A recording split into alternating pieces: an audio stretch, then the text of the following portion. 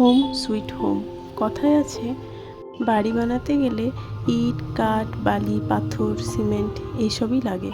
এসব দিয়ে একটা বাড়ি তৈরি হয়ে যায় ঠিকই, কিন্তু একটা বাড়ির ভিত্তিপ্রস্তর হলো পরিবার। পরিবারের মানুষগুলো তাদের অনেক আদর, যত্ন, ভালোবাসা দিয়ে তিল তিল করে বাড়িটিকে একটা শান্তির ঠিকানা হিসেবে গড়ে তোলে। একটা বাড়ি, তার সাথে জড়িয়ে একটা পরিবার, আর সেই পরিবারকে কেন্দ্র করে কেন্দ্রীভূত হয় একটা সংসার। সেই সংসারের আনন্দ, দুঃখ, ভাঙা, গড়া, হাসি, কান্না সব কিছুতে জড়িয়ে থাকে ওই বাড়িটি। দিন যাপনের সাথে সাথে বাড়িটির প্রত্যেকটা কোণা বয়ে নিয়ে চলে বাড়িটির ইতিহাস। এই সব কিছু ভেবে তাই আমার এই প্রচেষ্টা, পরিবারের সকল সদস্যকে, আমাদের সাথে আরও যারা বেড়ে চলেছে তাদেরকে সবাইকে নিয়ে একসাথে বেঁধে বেঁধে থাকা।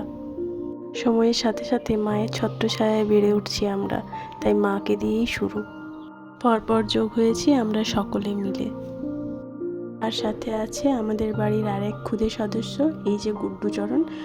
গুড্ডুবাবুর হ্যান্ডপ্রিন্ট আর ফুটপ্রিন্ট দুটোই নেওয়ার চেষ্টা করেছিলাম আমরা, কিন্তু গুড্ডুচরণের কৃপায় শুধুমাত্র আমরা তার হ্যান্ডপ্রিন্টে নিতেই সক্ষম হয়েছি। তাতেই আমাদের যে ঝক্কি পোয়াতে হয়েছে, এটা কিন্তু সারা জীবন মনে থাকবে। গুড্ডুর সাথে এক অদ্ভুত এক্সপিরিয়েন্স। তোমরা সবাই দেখছো নিশ্চয়ই গুড্ডু কত শান্ত হয়ে বসে আছে, কিন্তু এই হ্যান্ডপ্রিন্টটি নিতে আমাদের যথেষ্ট কালঘাম ছুটেছিল। গুড্ডুর প্রিন্ট ভিডিও যদিও বা নেওয়া গেছে, পেখমের তো তাও নেওয়া যায়নি। আমাদের পরিবারে আরও কিছু বন্ধু আছে, অনেক অনেক গাছপালা, আর সাথে আমাদের মাছ বন্ধু পেখমের কথায়। সব কিছু মিলিয়ে আমাদের এই সম্পূর্ণ পরিবার যেখানে জীবন শুরু হয় আর ভালোবাসা কখনো শেষ হয় না।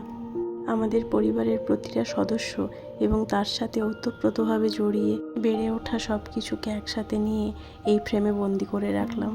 সময়ের সাথে সাথে আস্তে আস্তে হয়তো অনেক কিছুই হারাবে, কিন্তু আমরা সবাই একত্রে এভাবেই ফ্রেমবন্দি হয়ে থেকে যাব।